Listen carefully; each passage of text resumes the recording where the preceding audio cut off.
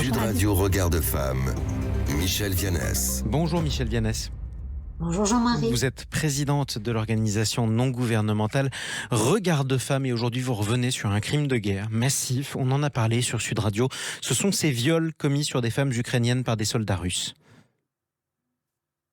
Oui, le viol, donc cette arme de guerre de destruction massive, cette arme systématique au service d'une stratégie militaire et politique, c'est l'invasion donc dans le pays qui va se doubler d'une invasion dans le corps des femmes, donc qui devient un champ de bataille, et puis qui va même se tripler par l'invasion de la descendance de l'identité collective de la nation en cas de grossesse.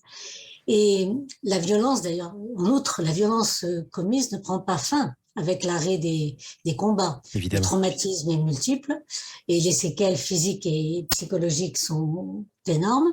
Et en plus, on va ajouter la mise à l'écart par la famille, puisque c'est par le viol que la honte arrive dans la famille, et par le groupe plus largement. Et encore en plus, donc on est vraiment dans un combat total. Donc les sentiments envers l'enfant issus de cet acte de barbarie qui rappelle de manière perpétuelle l'atrocité du viol. Et donc, malheureusement, c'est pas la première fois qu'on assiste à ce genre d'atrocité. Au cours d'une guerre, les femmes italiennes de 1944 s'en souviennent elles aussi, les femmes bosniaques dans les années 90 lors de la guerre. Allez, en effet, Michèle, évidemment, comment ne pas être choqué par les nombreux reportages qui montrent la situation en Ukraine? Oui, des viols, comme Sud Radio l'a montré, ou d'autres médias, sont rapportés. Des viols donc très violents et infligés de la façon, je dirais, la plus humiliante possible devant la famille contrainte à regarder.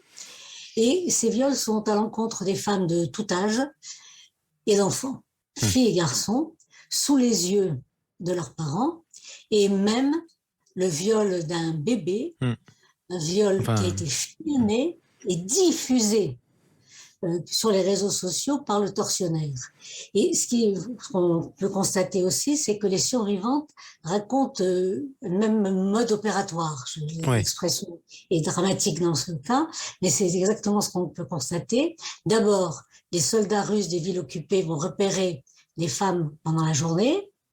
Ils vont constater l'absence des hommes qui sont à la guerre, ou s'il y en a, ils les tuent, et puis reviennent dans la maison la nuit. Et face à tous ces crimes rapportés, donc Sima Abaous, la directrice exécutive d'ONU Femmes, a réclamé lundi devant le Conseil de sécurité de l'ONU une enquête indépendante pour garantir justice et mise en responsabilité. Oui, en espérant qu'on arrive à retrouver les criminels. En quelques mots, Michèle, qui peut juger ce genre d'acte? Comment on peut prouver les exactions qui ont été commises? C'est la Cour pénale internationale de l'Haye. Mais pour cela, bien sûr, il faut les documenter et c'est ce qui est le plus difficile. La France, entre autres, a envoyé des gendarmes, tous volontaires d'ailleurs, pour apporter les preuves scientifiques de ces crimes avec les analyses ADN et pour apporter ces preuves aux procureurs ukrainiens. Et il y aura aussi 2 magistrats pour coordonner les enquêtes à La Haye. Et il faut aussi aider les femmes à se reconstruire, comme le fait par exemple en RDC le docteur Denis Mukwege, qui est lauréat du prix Nobel de la paix. Un homme formidable. Avec Nadia Murad, qui est ancienne esclave sexuelle elle-même de Daesh. Et puis surtout, je dirais qu'il faut agir quotidiennement contre le viol en temps de paix, qui est toujours une arme de destruction massive des femmes. Évidemment, et qui sévit malheureusement beaucoup trop. Merci beaucoup, Michèle Vianès. Je rappelle que vous êtes présidente de l'organisation non gouvernementale Regard de Femme. On vous dit au week-end prochain.